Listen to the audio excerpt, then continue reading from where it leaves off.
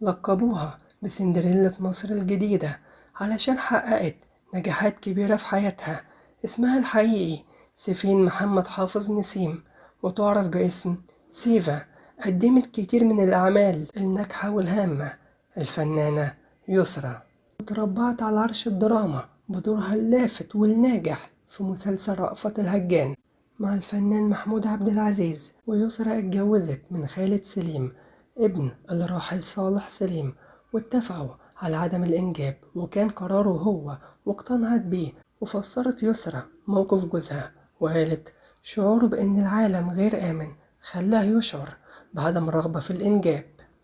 وفي أحد اللقاءات اللي أجرتها الفنانة يسرا قالت إن والدتها سبب قوتها وبتعتبرها صديقتها، وقالت إن والدتها علمتها إنها تكون صريحة دايما وما تخافش من أي حاجة. ويسرا عانت كتير بسبب انفصال والدها ووالدتها، وكمان والدها قرر إن هو يحرمها من والدتها، وقضت سنين عمرها الأولى بعيدة عنها. وصرحت يسرا وقالت إن والدها كان شديد القسوة معاها وبعدها عن أمها لمدة 7 سنين. وقالت إن والدتها ما كانتش بتناديها باسم يسرا أبدا، وكانت دايما بتناديها باسمها الحقيقي سيفين.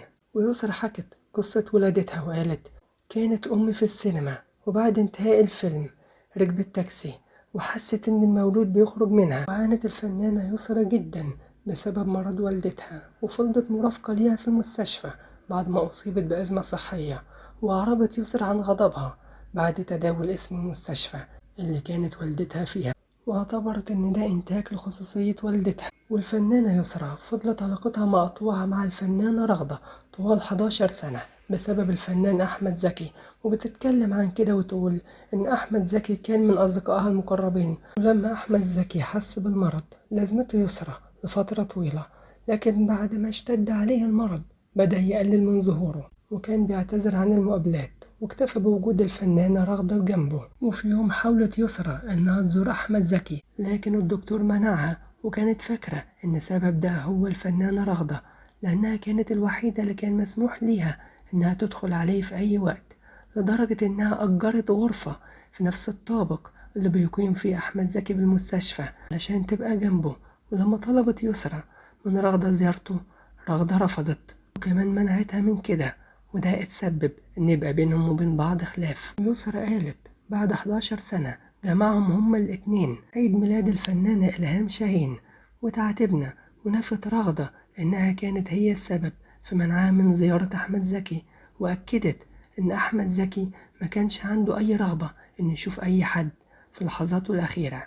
والاتنين اتعاتبوا واتصالحوا ورجعت علاقتهم تاني. من الأسرار اللي بتكشفها الفنانة يسرا هو إن والدها ضربها على وشها في بلاتو التصوير بعد ما شافها بتتباس أول بوسة ليها خلال عملها بالفن.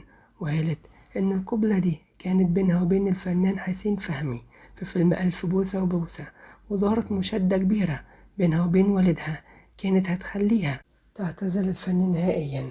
والفنانة يسرا اتولدت في 10 مارس سنة 1955، وبدأت حياتها الفنية في أواخر السبعينات مع أول ظهور ليها سنة 1973. والفنانة يسرا تعتبر من أبرز الممثلات مش بس في مصر وكمان في العالم العربي.